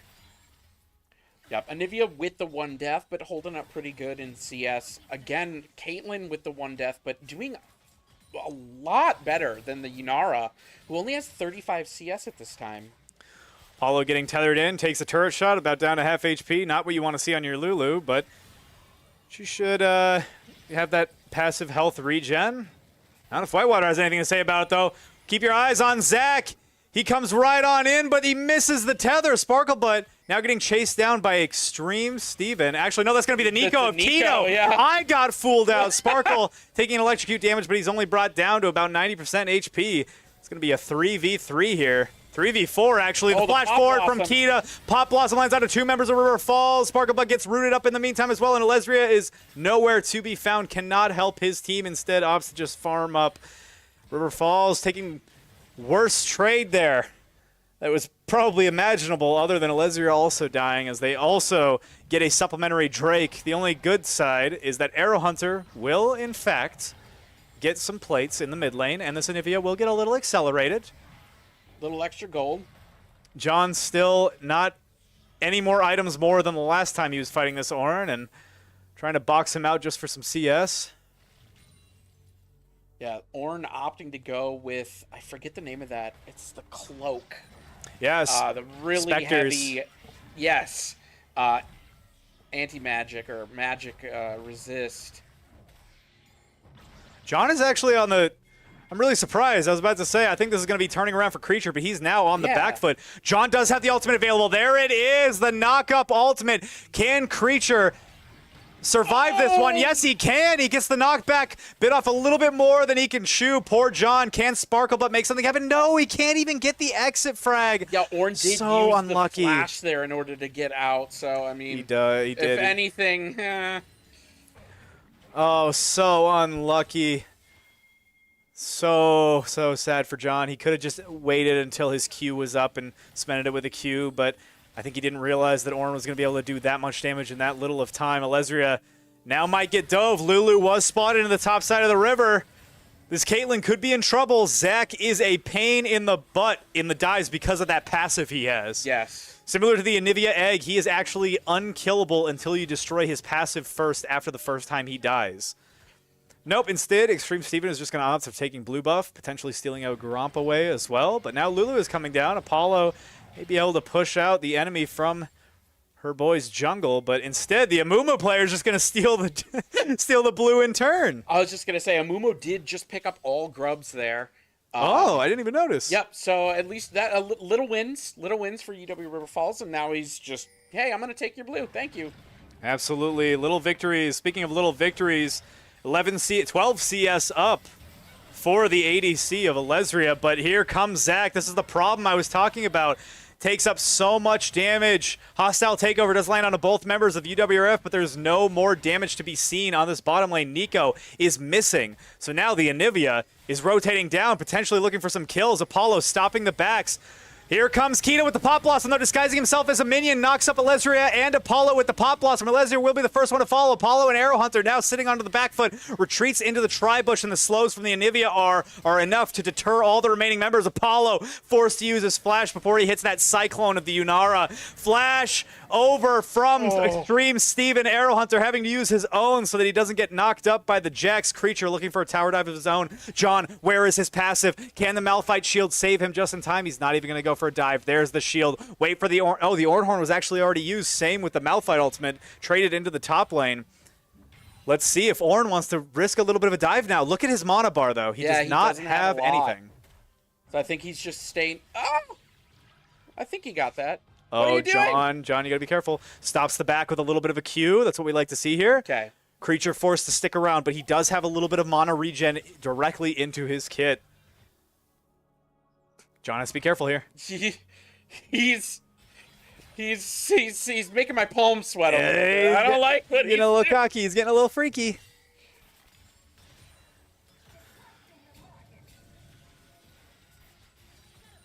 Oh my gosh, we're both just silent in awe right now. We're supposed to be giving commentary, and we're just like glued to this game. I know. I'm trying to like keep track and figure out. Sparklebutt is coming. I don't think they saw him going in there. This potentially could be a win con.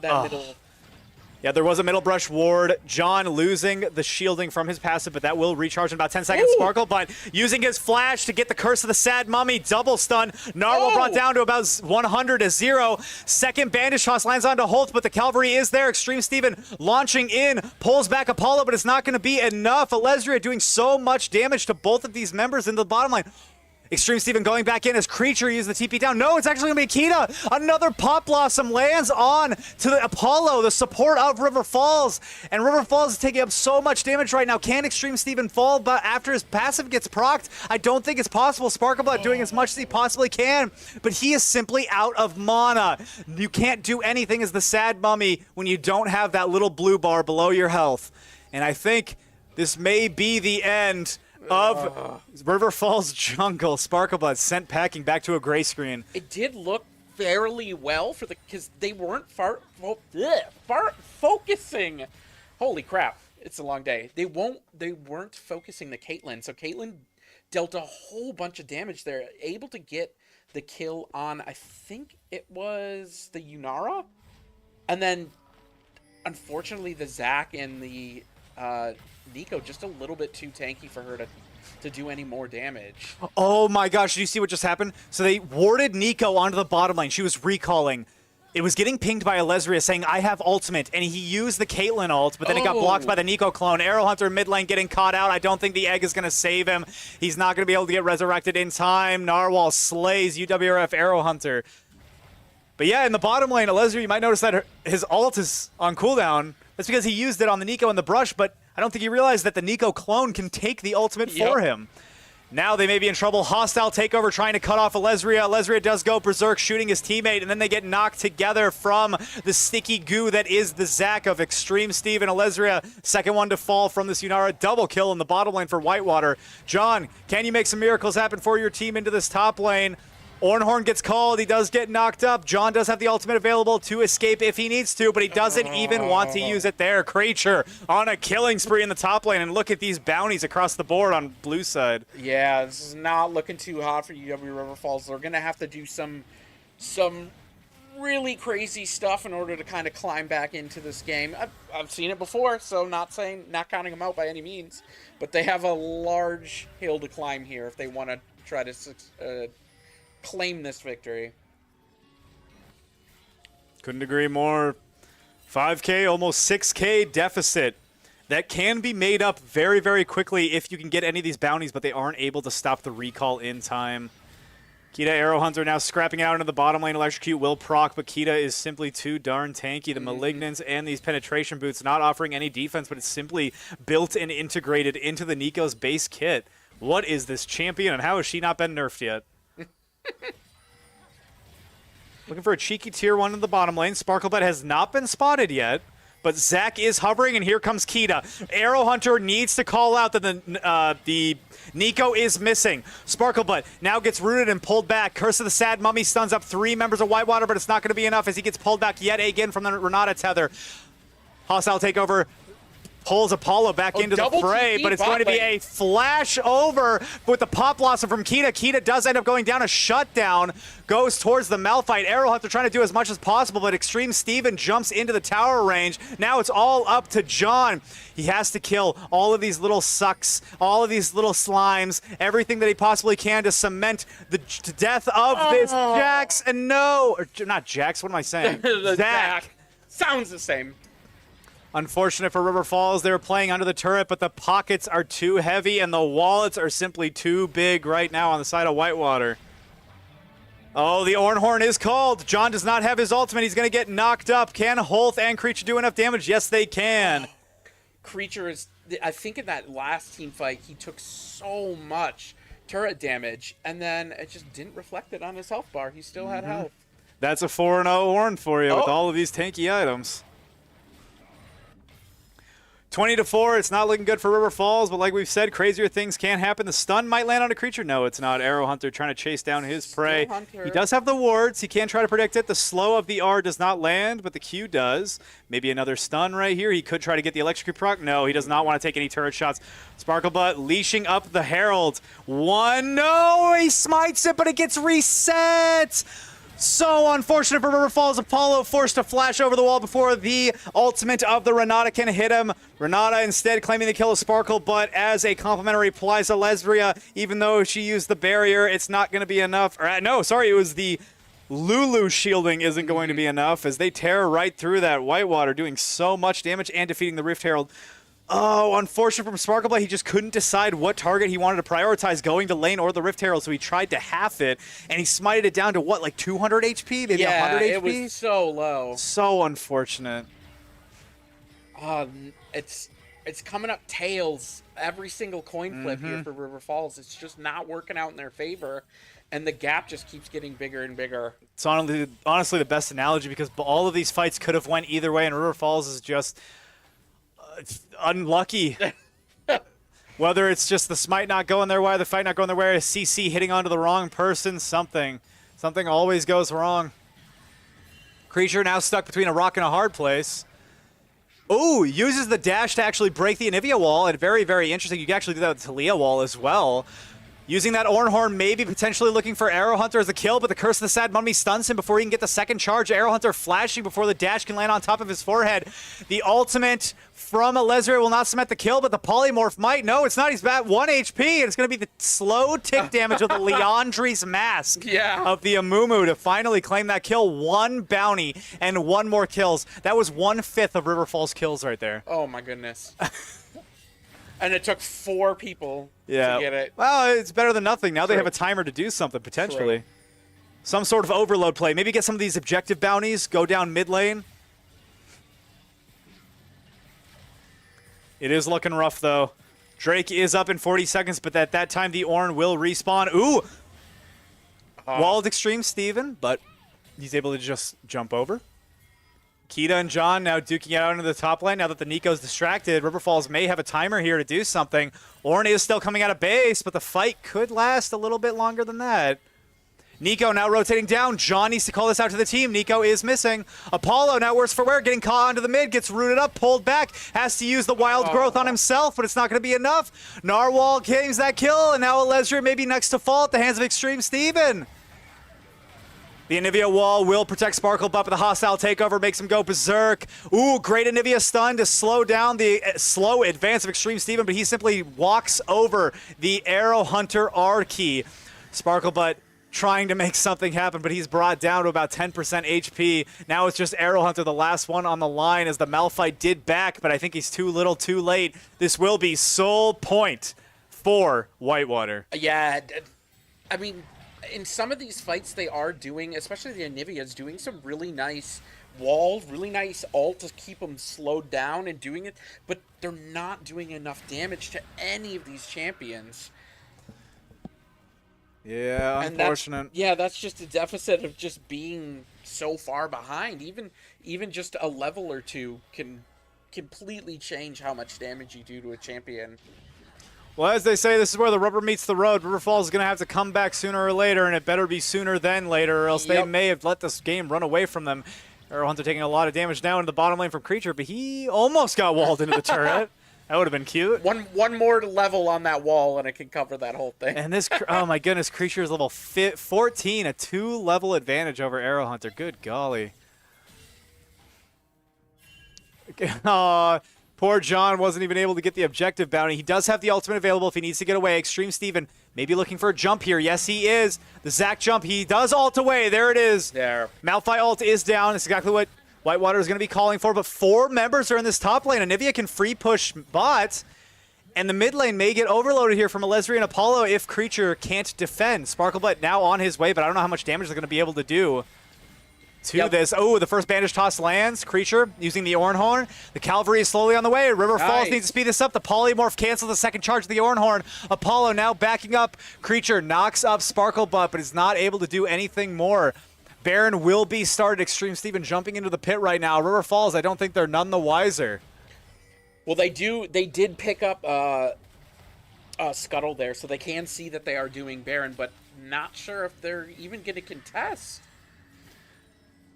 They do have eyes on Kita. They do know that that is a Nico. The Pop Blossom is available. They will get the Baron here, and River Falls needs to pull back right now because everybody who is in the Baron pit is now marching towards the mid lane. Narwhal stepping up very, very aggressive, does a lot of damage onto Arrow Hunter. Arrow Hunter needs to be very, very careful. The egg is available, but he's going to get one shot. Kita dashing forward with the Proto Bell, gets a double man Pop Blossom. Curse of the Sad Mummy lands on 3 members of Whitewater, but it's not enough. Every single member of River Falls falling by the wayside. 1, 2, 3. Here's the potential 4th. Once John goes down, there it is, and Apollo makes 5. That may be game, set, match with the Baron buff as they march down the mid lane. UW-Whitewater, it was a very, very valiant effort from River Falls, but these are worthy opponents. Absolutely. Yeah, last game, River Falls started off very well, made a mistake there and kind of ate that consequence the rest of the game, and in this one, River Falls didn't even get a chance to start off. Whitewater just came in on fire and has not let off the gas since then. Well, Extreme Steven might die here. He does go into the passive. Sparklebutt unfortunately getting rooted up. Oh, he flashes away before he dies. Sad Mummy is not dead. The first Nexus turret is, though, but alongside of it, accompanied by Ornn. Now Whitewater are licking their wounds. They're all backing up. Remember, Soul is up in about 2 minutes, so I think Whitewater might want to play for that. Holt's back was stopped. He uses the root and the pushback from the Renata Q. But it looks like River Falls, the wall does miss, and he's unable to lower it once it gets heightened. Hoth does make it out. Unfortunate they weren't able to catch him off guard. That would have been a 300k shutdown, or 300 gold shutdown, not K. Goodness golly. Narwhal now stepping up. Sparklebutt wanting to look for a bandage toss, but he knows that this is not Creature on the Ornn. Creature on the Ornn is dead. This is definitely a Nico. Well, let's hope that he knows that. Now remember, Nico does have the Proto Belt ultimate combo available. That Pop Blossom lands onto one single squishy on the side of River Falls. That target is dead immediately because there's so much follow-up damage from Whitewater. Well, with this is Soul, correct? Yes. The next dragon will be Soul in about 1 minute and 5 seconds. I was gonna say, I was looking at, it looks like everyone's ult should be up by then. I was thinking River Falls might have an advantage with having more ults up, but it's too far away. Well, Anivia's ult will definitely be up. What? Both clearing out wards here. This is very, very good ward management. Claiming out all the vision on this bottom side of the river other than that pixel bush leading into the tier 1. Oh, I was about to say turret on the bottom side where the Anivia is, but we don't need to worry about where the Anivia is because the hostile takeover lands onto 4 members of River Falls. Hoth with a monster ultimate. Curse of the Sad Mummy will also land onto another 4, but it's not going to be enough. The damage is not there for any sort of follow-up for the Amumu. Arrow Hunter using that wall to slow down the pursuit. But the Ornhorn will catch him as long as Extreme Steven is on his butt. There's no getting away. Creature and Extreme Steven locking up the Anivia just in time for Narwhal to jump onto him. That is going to be game, set, matches. I don't believe anybody is going to be able to spawn in time before the Nexus can be taken by all 5 members of Whitewater. Really well done from the boys in River Falls. We had a great run. I know that next semester we'll come back stronger than ever. However, this will be the end of the WECC circuit run for the League of Legends varsity River Falls team. I want to congratulate the boys. You put up a hard-fought fight. It was nothing but a pleasure casting all of your games this entire semester, and honestly, since I've started casting this entire year, this entire decade, everything. So keep your chins up. They were very, very close matches. All we got to do is fix some of those little tweaks, and I can assure you we're going to be on par with Lions, Cloud9, and FlyQuest in no time. Absolutely. Yeah, I'm looking forward to seeing them on the LCS stream. So. Either way, I know that the Coach Dylan is going to be giving them a pep talk right now, as every loss is an opportunity for learning. Absolutely. We'll be back stronger than ever. Like we said before, these are not Falcons, these are Phoenixes, and they will rise from the ashes as they have time and time again. Really well done from the bracket, though. A very deep bracket run. Like I said, I think this was 6th. I know that we were the 6th seed, and I believe that Whitewater is the third seed, and then they would be going up into Milwaukee. No. WSOE? MSOE? MSOE. Yes. MSOE. Goodness gracious. Sorry, alliteration. It's been a long night. MSOE is, I believe, the first or second seed, which is who River Falls would have been facing. Now Whitewater is facing them, and I know Whitewater played well today, but I just don't know if they have the gusto to take out MSOE. MSOE is they're good. I think only River Falls had the passion and the blood in their veins to upset MSOE. Unfortunately, they fell a little short here, but, we'll have an even deeper run and we'll win the championship next time. I want to thank everybody for tuning into the stream. We do have a little bit of downtime right now, so we will talk about some of these upcoming events. I believe tomorrow we are going to have Rainbow Six Siege in the Midwest R6, as we typically do at 6 o'clock. Earlier, we had the Smash Brothers stream. If you missed that, go check it out. The VOD is uploaded. I actually casted that myself. I'm not used to casting Smash Brothers. I recommend checking it out. Our Smash team did glorious, and we did have to cut the stream a little short, but there is a happy ending. I'll spoil it for you now. We did win. River Falls won the Smash, their last regular season game. Yep. So they advanced to the playoffs. Potentially, they got tied for first place. It depends on how all the other teams seed, but they potentially got tied for first place now in their seeding. They advanced into the playoffs, and they won 2-1 today. So well done to the Smash team, Yep. League loss. At least we have some silver lining. There was a win before them, We got to find something in this stormy cloud. However, like I said, there are going to be more games coming up. There will be a lot on the weekend. Check the schedule. Check social media for University of Wisconsin River Falls Esports, because we may be playing on a different school stream. We are actually going to, not Whitewater, but where was it again? Who were we playing in Smash Brothers? Now I totally forgot. Why can't I think? NTC. Yeah, NTC. Yeah. So North Central Technical College, we are actually going there, I believe, this weekend to play them in person for the Smash Brothers playoffs. Be there or be square. Tune in to the NTC stream to watch it, as I believe it will not be under the UWRF stream. However, for UWRF, we do have a lot more titles to look forward to, especially in the coming seasons and semesters. Rocket League, Siege, Valor, and everything you could hope for. Thank you once again for tuning in tonight. Jay, any closing words? No, just good luck to the Smash team this weekend, and hope for the best for next semester, and we'll go from there. Awesome. Well, thank you so much for joining me on the broadcast today, Jay. It was wonderful working with you. Absolutely. You too. All right. Have a wonderful night, everybody. Stay frosty.